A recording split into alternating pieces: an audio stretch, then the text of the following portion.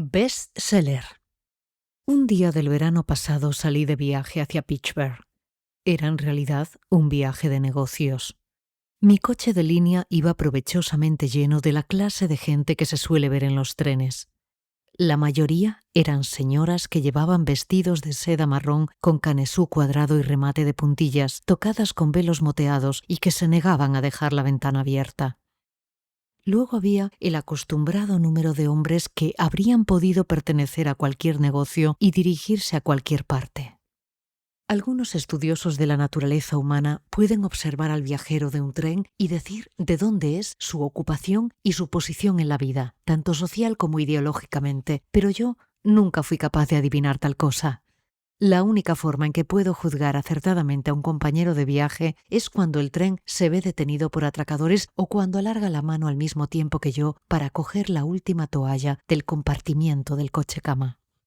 Apareció el revisor y se puso a limpiar el hollín del alféizar de la ventanilla, dejándolo caer sobre la pernera izquierda de mis pantalones. Me lo sacudí, como pidiendo disculpas. La temperatura era de 30 grados. Una de las señoras con velo exigió que se cerrasen 2 ventiladores más y empezó a hablar en voz alta de la compañía Interlaken. Yo me eché hacia atrás ociosamente en mi asiento número 7 y me dediqué a mirar con la más tibia de las curiosidades la cabecita pequeña, negra y concalva que apenas asomaba por el respaldo del asiento número 9. De repente, el número 9 arrojó un libro al suelo por la rendija entre su asiento y la ventana. Y cuando lo miré, vi que se trataba de Trevelyan y la Dama de la Rosa, uno de los bestsellers del momento. Y entonces el crítico o el filisteo, fuera lo que fuese, giró su asiento hacia la ventana y lo pude reconocer inmediatamente como John A. Pescud, de Pittsburgh, viajante de comercio para una compañía de vidrio cilindrado y antiguo conocido mío, al que no veía desde hacía 2 años.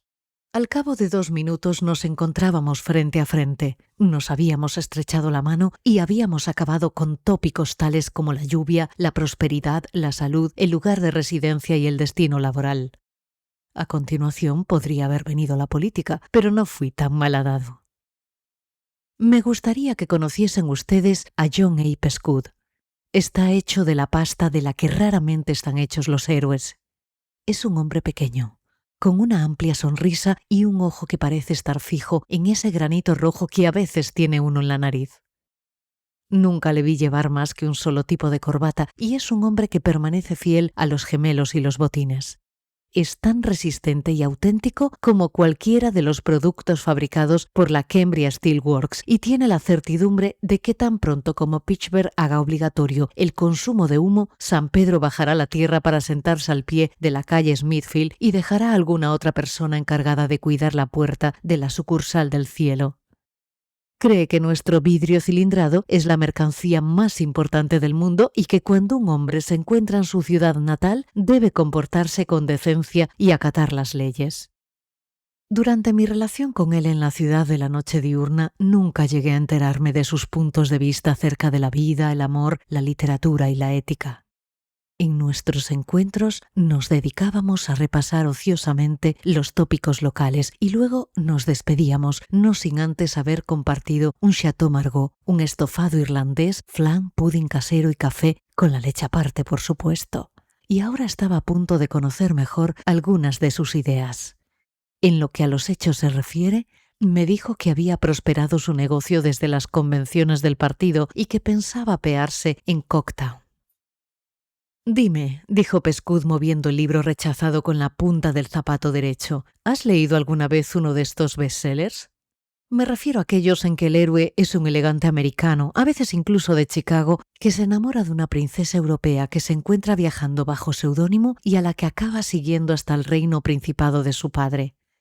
Supongo que habrás leído alguno. Son todos iguales. A veces el amanerado aventurero es corresponsal de un periódico de Washington y otras veces es un van algo de Nueva York o también puede ser un comerciante de trigo de Chicago con una fortuna de 50 millones. Pero siempre está dispuesto a romper las filas del rey de cualquier país extranjero que se dedica a enviar aquí a sus reinas y princesas para que prueben las nuevas sillas de felpa en el Big Four o en el B&O. No parece haber en el libro ninguna otra razón que justifique su estancia en este país. Pues bien, como te iba diciendo, este individuo persigue hasta su casa a la real damisela y se entera de quién es. Se la encuentra una noche en el Corso o la Strasse y nos obsequia con 10 páginas de conversación. Ella le recuerda su diferencia de clase social y ello le da pie para meter con calzador 3 sólidos y encendidos argumentos sobre los no coronados soberanos de América. Si se cogiesen sus comentarios y se les diese una escritura musical, quitándoles la música a continuación, sonarían exactamente igual que una canción de George Cohan. Bueno, prosiguió Pescud, ya sabrás cómo sigue la cosa si has leído alguno de ellos. Se dedica a golpear a la Guardia Suiza del Rey, derribando a sus hombres sin esfuerzo alguno cada vez que se cruzan en su camino. Es también un gran espadachín. He oído hablar de hombres de Chicago que eran traficantes de renombre en el mercado negro, pero no tengo noticias de que jamás haya surgido allí ningún espadachín. Así que nuestro héroe se planta en el primer rellano de la escalinata real del castillo de Schatzhausen con un reluciente estoque en la mano y hace una parrillada de Baltimore con 6 pelotones de traidores que llegan para asesinar al susodicho rey. Luego tiene que batirse en duelo con un par de cancilleres y frustrar una conspiración organizada por 4 duques austriacos que pretenden embargar el reino por una estación de gasóleo. Pero la escena cumbre llega cuando su rival por la mano de la princesa, el conde Fyodor, le ataca entre las verjas y la capilla en ruinas, armado con una ametralladora, un alfanje y una pareja de sabuesos siberianos. Esta escena es la que lleva al bestseller a su 29ª edición antes de que el editor haya tenido tiempo de extender un cheque como adelanto por los derechos. El héroe americano se despoja de su chaqueta y la arroja sobre las cabezas de los sabuesos, le da un papirotazo a la ametralladora con la mano enguantada, le dice «ya» al alfanje y aterriza con el más puro estilo Kid McCoy sobre el ojo izquierdo del conde. Como es lógico, una limpia escena de boxeo se sucede a continuación sin hacerse esperar. El conde, con el fin de hacer posible la buena marcha de los hechos, se revela también como un experto en el arte de la defensa personal, y allí tenemos ya la pelea Corber-Sullivan convertida en literatura. El libro termina con una escena a lo John Cecil Clay del comerciante y la princesa, refugiados bajo los tilos del paseo de Gorgonzola. Con esto, la historia de amor se resuelve más que bien, pero me he dado cuenta de que el libro esquiva siempre el desenlace final. Hasta un bestseller tiene la sensatez suficiente como para avergonzarse tanto de dejar a un negociante de trigo de Chicago instalado en el trono del Opterspostan como de traerse a una princesa de verdad a comer pescado y ensalada de papas en un chalet italiano de la avenida de Michigan. ¿Qué opinas tú? Bueno, contesté, no lo sé muy bien, John. Hay un dicho que reza, el amor no conoce rangos. ¿Lo habías oído? Sí, dijo Pescud, pero esta clase de historias de amor lo que son es un rango infame. Sé algo de literatura, aunque esté en el negocio del vidrio cilindrado. Este tipo de libros son una farsa y, sin embargo, nunca me monto en un tren sin empaparme de alguno de ellos. No puede salir nada bueno de una alianza internacional entre la aristocracia del viejo continente y un recio americano de los nuestros. Cuando la gente se casa en la vida real, suele escoger casi siempre a alguien de su misma clase. Un hombre elige por lo general a una muchacha que ha ido al mismo colegio que él y pertenecido al mismo club de canto. Cuando los jóvenes millonarios se enamoran, siempre seleccionan a la corista, a quien le gusta la misma salsa que a él en la langosta. Los corresponsales de los periódicos de Washington se casan siempre con viudas 10 años mayores que ellos y que regentan una pensión. No, señor. No puedo dar crédito a una novela en la que uno de los brillantes jóvenes de C.D. Gibson se marcha al extranjero y pone los reinos patas arriba solo porque es un tough americano y ha seguido un cursillo de gimnasia. Y además hay que ver cómo hablan. Escucha. Pescud recogió el bestseller y buscó una página. Escucha esto, dijo. Trevelyan está charlando con la princesa Gwina al fondo del jardín de tulipanes. Esto es lo que dice. No habléis así vos, la más preciada y dulce de las flores de la tierra. ¿Acaso puedo aspirar a alcanzaros? Sois una estrella sobrevolándome desde las alturas de un cielo majestuoso, y yo soy tan solo yo mismo. Y sin embargo, soy un hombre, y tengo un corazón que ofrecer y arriesgar. No tengo otro título que el de un soberano sin corona, pero tengo un brazo y una espada que podrían liberar a Schatzhausen de conspiraciones y traidores. Piensa en un hombre de Chicago, prosiguió mi amigo, blandiendo una espada y hablando de liberar algo que sonase tan a hueco como eso. Sería mucho más plausible que luchara por aplicarles un impuesto de importación. Creo que entiendo lo que quieres decir, John, aseveré. Quieres que los escritores de ficción construyan escenas consistentes y sean consecuentes con sus personajes. No deberían mezclar a pachás turcos con granjeros de Vermont, ni a duques ingleses con pescadores de almejas de Long Island, ni a las condesas italianas con vaqueros de Montana, ni a cerveceros de Cincinnati con rajás de la India. Ni a simples hombres de negocios con una aristocracia que está muy por encima de ellos, añadió Pescud. No tiene sentido. La gente está dividida en clases, queramos o no admitirlo, y todo el mundo siente el impulso de quedarse en su propia clase. Y así lo hacen, además. No entiendo cómo la gente va a trabajar y compra cientos de miles de libros como ese. Nunca se ven ni se oyen bufonadas y cabriolas semejantes en la vida real. Bueno, John, le dije, yo hace muchísimo tiempo que no leo un bestseller. Puede que opinase igual que tú, pero cuéntame algo de ti. ¿Te van bien las cosas en la compañía? De primera, contestó Pescud con el rostro súbitamente iluminado. Me han subido 2 veces el sueldo desde la última vez que te vi, y además me dan una comisión. Me he comprado una pequeña finca preciosa en las afueras de East End y he construido allí una casa. El año que viene la empresa me va a vender unas cuantas acciones, así que mi prosperidad es segura, salga quien salga elegido. ¿Y has encontrado ya a tu media naranja, John? Le pregunté. Ah, pero ¿no te lo he contado?, dijo Pescud con una sonrisa de oreja a oreja. Vaya, vaya, exclamé. Así que has podido robarle tiempo al vidrio cilindrado para tener un idilio. No, no, protestó John. No es un idilio, nada de eso. Pero bueno, te lo voy a contar desde el principio. Iba yo en tren hacia el sur con destino a Cincinnati hará unos 18 meses cuando divisé al otro lado del pasillo a la muchacha más preciosa que habían visto mis ojos. No era una belleza espectacular, ¿sabes?, sino de esa clase de mujeres que uno querría tener para siempre. Bueno, conmigo no ha ido nunca eso de las conquistas y los flirteos, sean mediante pañuelo o automóvil, por correo o en el umbral de la puerta, y ella además no era de este tipo de chicas a las que se puede abordar. Iba leyendo un libro inmersa en sus pensamientos, pero le bastaba habitar este mundo para hacer de él algo más hermoso y agradable. No dejé de mirarla por el rabillo del ojo y por fin, en mi imaginación, el vagón Pullman se convirtió en una casita con césped y con una parra cubriendo el porche.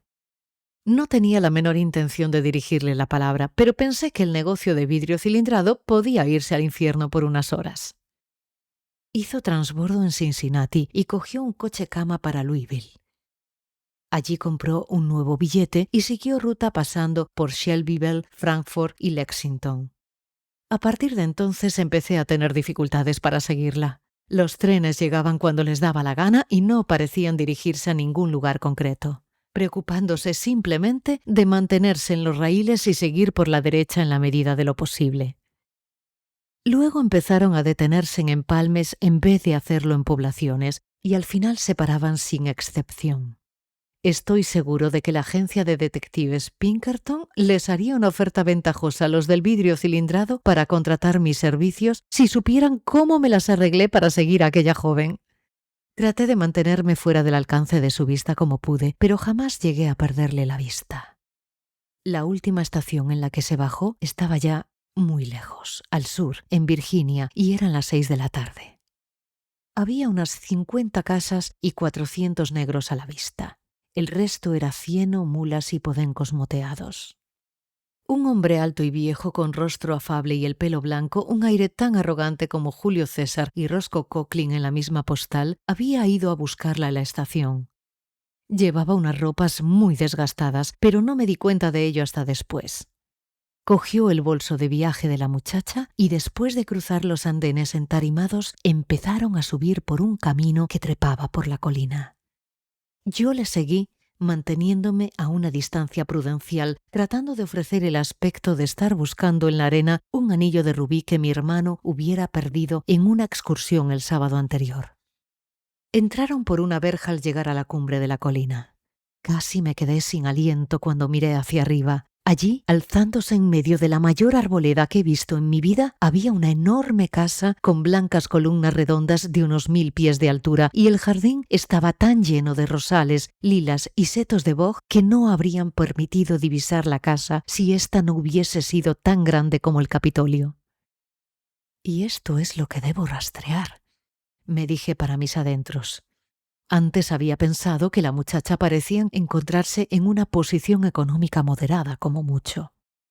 Y aquello debía ser la casa del gobernador, o como mínimo el pabellón agrícola de la nueva Feria Mundial. Más me valía regresar al pueblo y apostarme junto al administrador de correos o drogar al farmacéutico para obtenerle alguna información. Al llegar al pueblo, siguió contando Pescud, encontré un hotel de mala muerte que se llamaba Hostal Vista Bahía, pero lo único que había allí a la vista era un jacobayo pastando en el patio de delante. Dejé en el suelo mi maletín de muestras y traté de hacerme notar. Le dije al patrono que andaba tomando pedidos de vidrio cilindrado. «No necesito ningún cilindro», dijo, «pero sí necesito otro jarro de vidrio para la melaza». Poco a poco le fui llevando a mi terreno hasta meterle en cotilleos locales y hacerle contestar preguntas. «Caramba», dijo, «creía que todo el mundo sabía quién vive en la mansión de la colina». «Es el coronel Allen, el hombre más importante y refinado de Virginia o de cualquier otro lugar. Son la familia más antigua del estado. La que se bajó del tren es su hija. Ha ido a Illinois a ver a su tía que está enferma». Me registré en el hotel y al tercer día divisé a la joven paseándose por el jardín de delante cerca de la verja.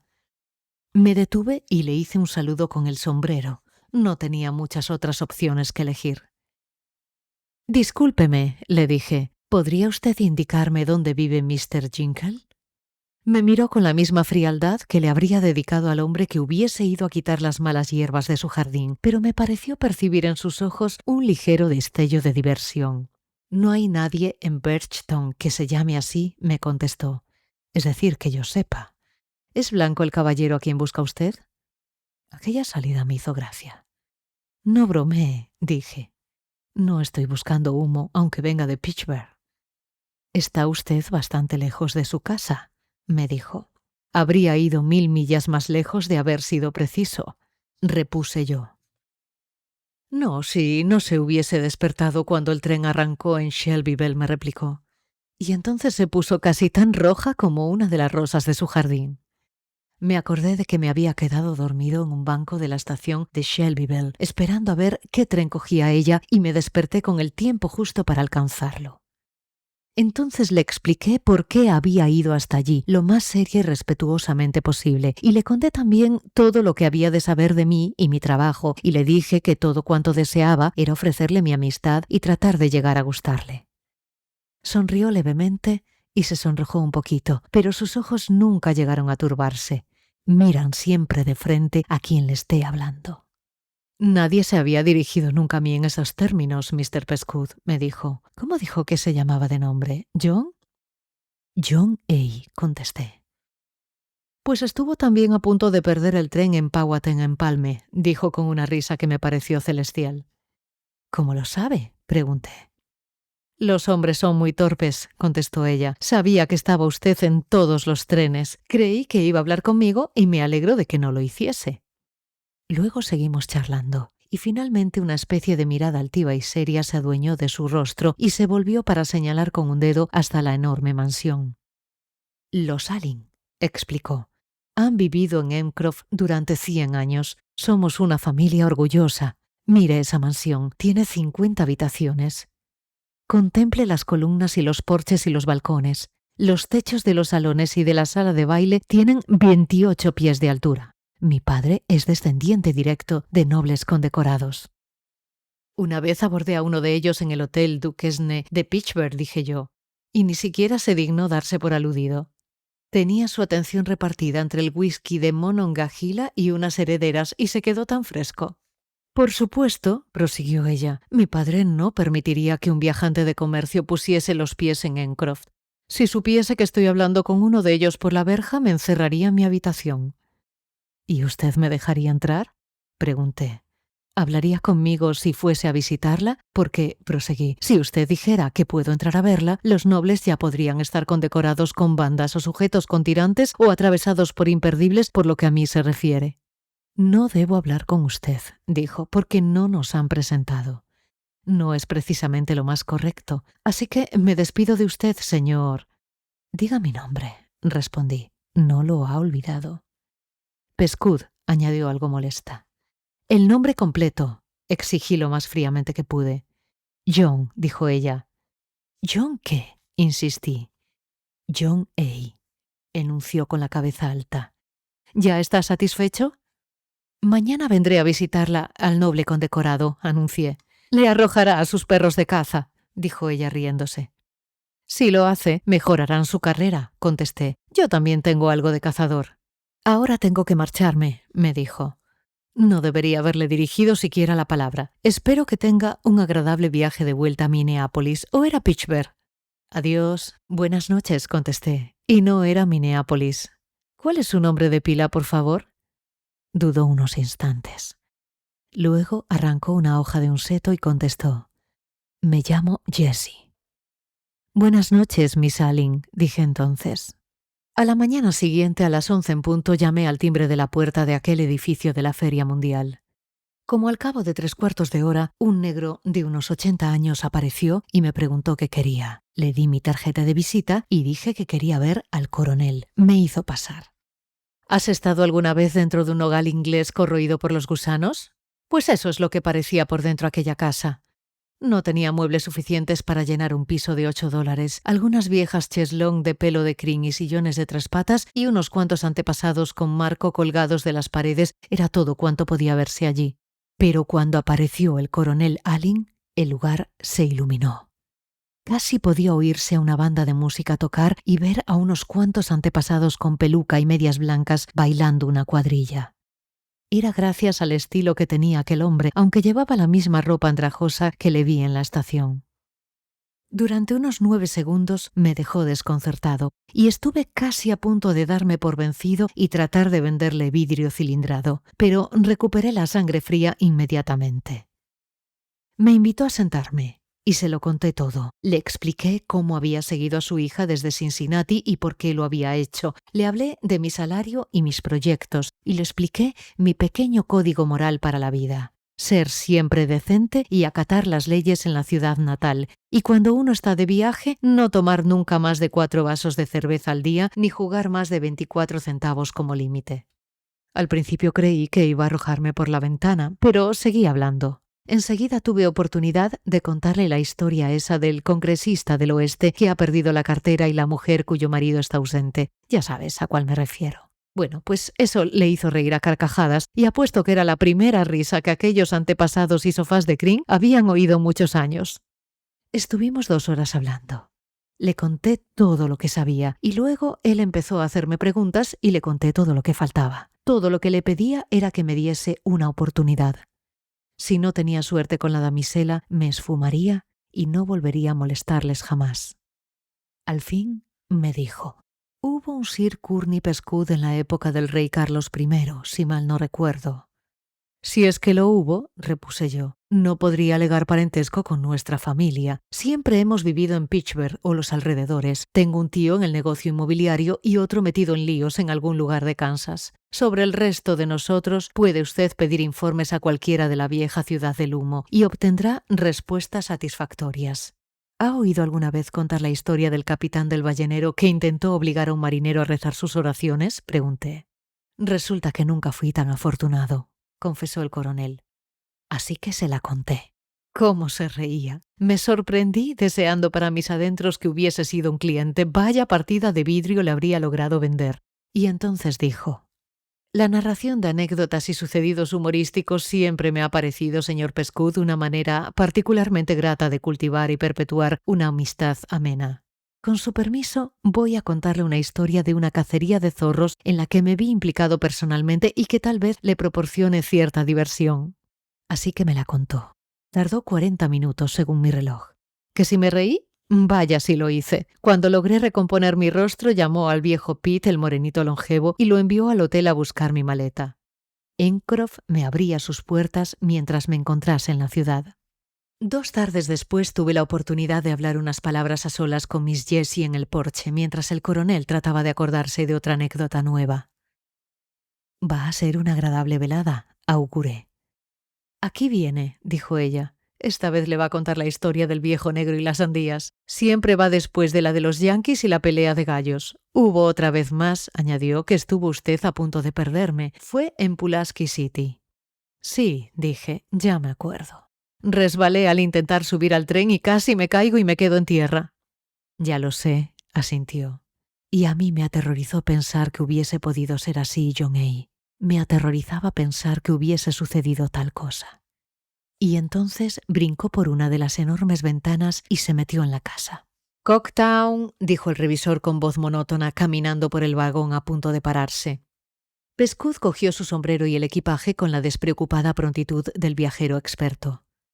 «Me casé con ella hace 1 año», explicó John. «Ya te he dicho que mandé construir una casa en East End. El noble condecorado, quiero decir, el coronel, está también allí con nosotros. Me lo encuentro esperándome ante la puerta cada vez que vuelvo de un viaje, dispuesto a escuchar cualquier historia nueva que haya podido recoger por el camino». Miré por la ventana. Cocktown no era más que una loma accidentada de una colina, salpicada de tétricas chabolas negras apoyadas en los tristes montículos de desperdicios y escoria de hulla. Una lluvia torrencial caía sesgada formando arroyos que producían espuma y se iban arrastrando a través del negro cieno hasta las vías del ferrocarril. «No creas que vayas a vender mucho vidrio aquí, John», le dije. «¿Por qué te bajas en este confín del mundo?» «Porque», contestó Pescud, «el otro día me llevé a Jessie a un viajecito a Filadelfia y al volver vio en el tiesto de una de esas ventanas de ahí unas petunias exactamente iguales a las que ella solía cultivar en su vieja mansión de Virginia. Así que pensé venir aquí por la noche y tratar de desenterrar unas cuantas raíces o brotes para ella». «Ya hemos llegado. Buenas noches, muchacho. Te dejo mis señas. Ven a vernos cuando tengas tiempo». El tren empezó a andar de nuevo. Una de las señoras de marrón y velo insistió en dejar las ventanas levantadas, precisamente cuando la lluvia las azotaba con furia. Apareció el revisor con su varita misteriosa y empezó a encender las luces del vagón. Miré al suelo y vi el bestseller. Lo recogí y lo coloqué cuidadosamente en un lugar más alejado sobre el piso del vagón, donde la lluvia no pudiese alcanzarlo. Y entonces, de repente, sonreí. Y me pareció comprender que la vida no tiene metas ni límites geográficos. «Buena suerte, Trevelyan», dije para mis adentros, «y que consigas las petunias para tu princesa».